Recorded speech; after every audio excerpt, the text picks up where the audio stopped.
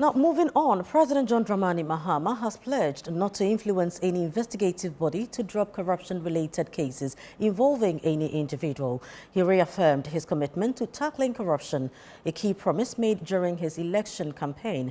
The president made the statement during a courtesy call by the African Union Advisory Board Against Corruption at the office of the president. ChannelOne News' presidential correspondent Akusia Ochi reports.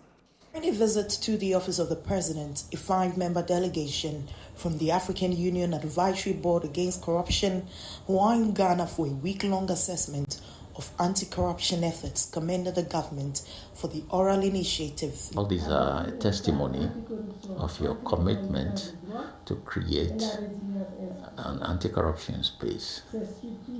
These structures play a crucial role in the promotion of transparency in the fight against corruption.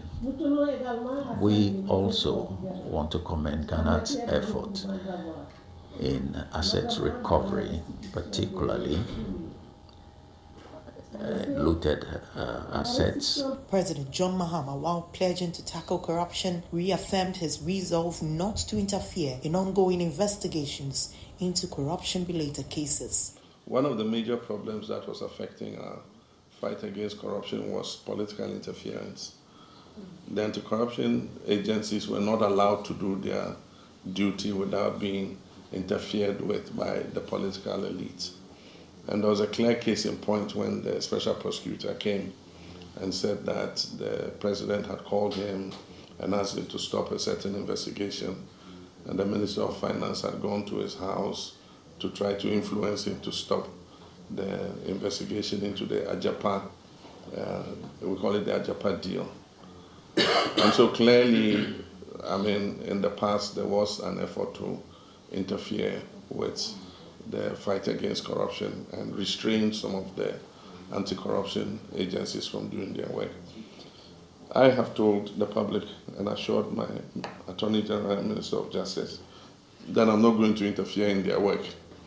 And that if the anti-corruption agencies go after anybody, I'm not going to try and influence them to drop any investigation against anybody, both for those who served in the previous regime, many cases of which we are currently investigating.